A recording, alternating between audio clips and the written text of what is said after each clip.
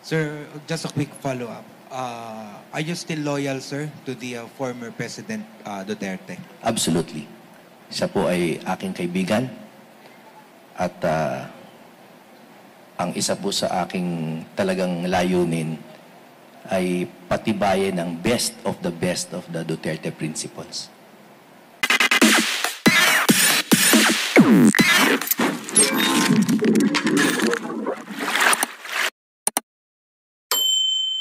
Candidate for Senator, Sir Jimmy Bondoc, under PDP Laban.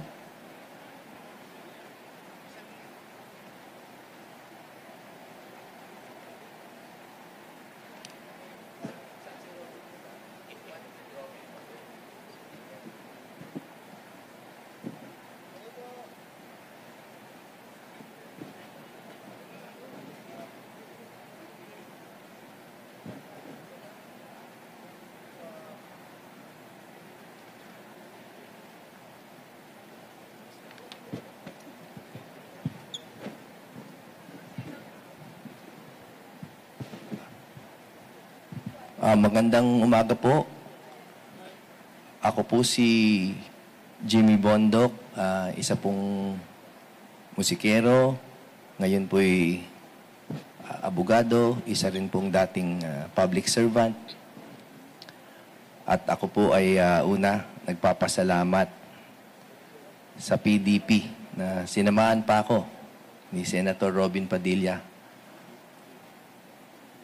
upang mag-file ng aking COC.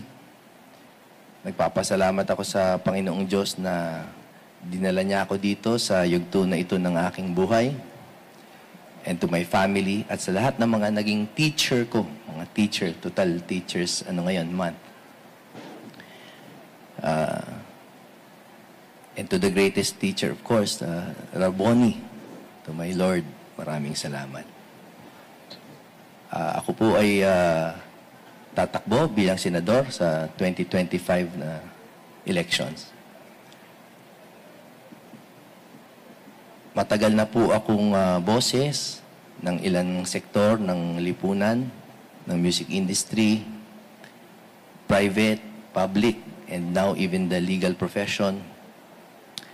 At nais ko pong gamitin ng boses na ito upang i-institutionalize ang anti-corruption. Gumawa po ng isang mabisa na batas na tuluyan ng wakasan ang korupsyon sa Pilipinas. Kaya sana po, samahan ako ng mga nagtitiwala sa akin at sa lahat po ng nakasalamuha ko sa buhay na alam na ang puso ko po at ang aking kakayahan ay gagamitin ko para paunlarin talaga ang buhay ng Pilipinas sa wakas. Ako po ay si Jimmy Bondoc, isang boses at isang senatorial candidate under PDP Laban. Maraming salamat po, Sir Jimmy. Tanong po, Gab Humilde, PTV4. Good morning, sir. Nasabi niyo po kanina na nais niyo rin pong maging boses ng entertainment industry po sa Senado. So, kung pala rin po kayo manalo, sir, ano po yung mga panukala po ninyong batas na nais po ninyong ihain? Alam niyo po, ang unang dapat ma-recognize natin ay ang music and entertainment is an economic force and the labor force. At ang puwersa na to ay hindi pa optimized sa ngayong panahon. Hindi tulad sa ibang bansa na gamit ito. Sa Senado, of course, ang kapangyarihan niyan ay mag-concur sa mga treaties. We can encourage the adoption or the creation of treaties para po tayo ay magkaroon ng pag-ugnayan sa ibang bayan and to exchange talent and our music force, no? Para umunlad ang turismo at makilala ang kultura ng Pilipino globally. Okay, John, Inquirer.net. Sir, morning. Good morning. So should you secure a seat, sir, in the Senate, will you be aligned to the opposition or will you join the administrations among the senators, sir? You know, ako po ay tumatakbo sa ilalim ng PDP laban. And I am a good follower, I am a good soldier. But I also believe in pursuing policies, no, instead of pure party lines. So ako po ay loyal na PDP laban. And I will also be loyal to the best policies. Sir, just a quick follow-up. Are you still loyal, sir, to the former President Duterte? Absolutely. Siya po ay aking kaibigan at ang isa po sa aking talagang layunin ay patibayin ang best of the Duterte principles. Okay, thank you. Next, Jairo Rappler. Hi sir, good morning. Good morning. Nabanggit niyo po na loyal pa rin po kay President Duterte and during your speech earlier, ang isa po sa mga magiging platform niyo if ever po ay anti-corruption policies Yes, po. number one. Yes sir. What can you say sir that President Duterte is now facing a plunder complaint filed with the Department of Justice? Thank Yes. you, sir. Well, that's what the courts are there for, no? So, tayo ay talagang susunod na lamang sa very time-honored principle na innocent until proven guilty.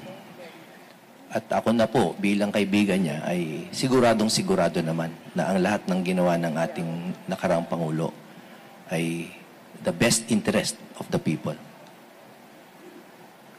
Sir, just last follow-up for me, sir. In 2020, sir, you were among the vocal critics of the ABS-CBN, sir. If you become senator, sir, what are your policies po? What will be your policies to safeguard press freedom in the Philippines, sir? Thank you, sir. The franchise issue is a very different issue from press freedom. As an artist, ang kalayaan po ng pamamahayag ay napakahalaga sa akin. At para sa akin din po, natutuwa akong makarinig ng balita na lahat ng mga, or halos lahat ng mga naapektuhan ng trabaho dati dun sa kaganapan na yon ay may mga trabaho na and I think the network is doing well. Para sa akin, yung mga issues dati na kinaharap ng network ay dapat dinigin sa tamang korte para matapos ang issues about tax, labor, at lahat pa ng mga pinaratang sa kanila.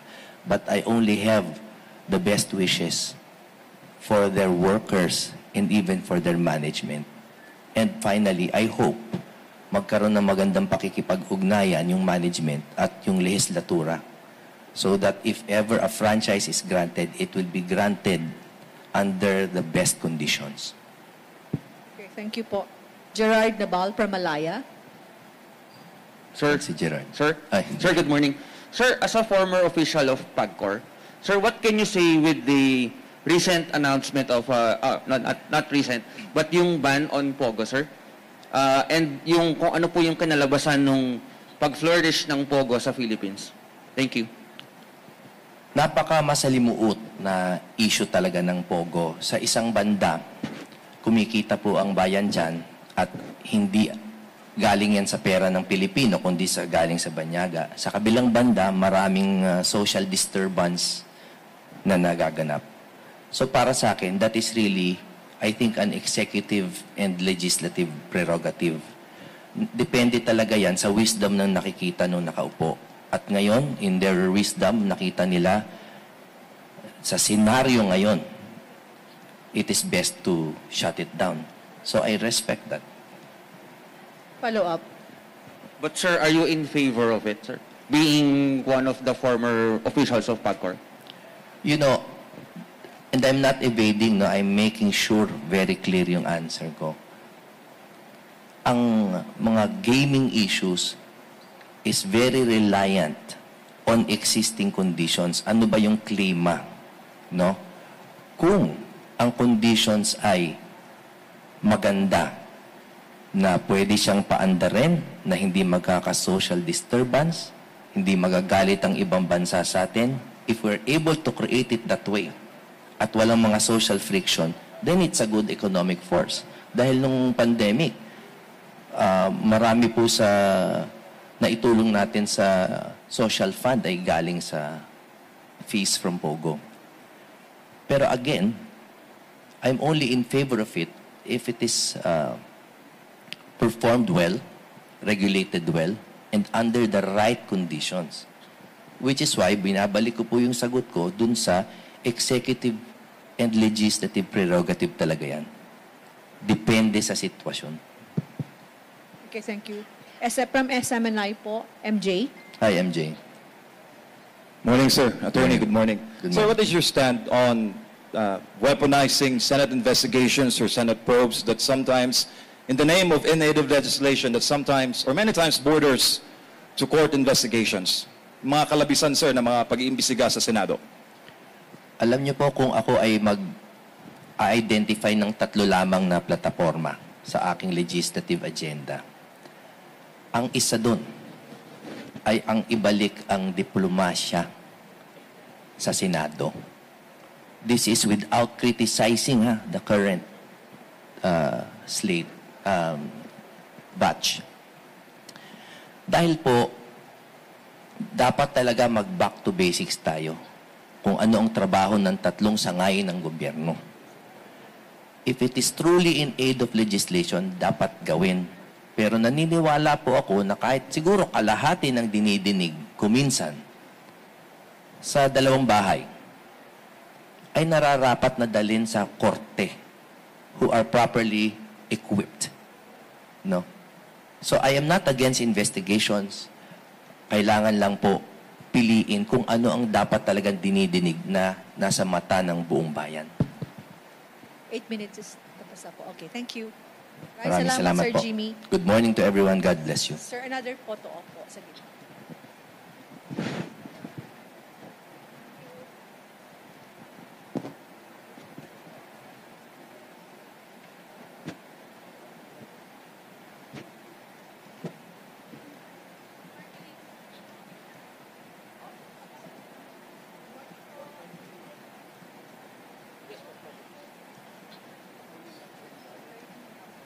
Rachel po.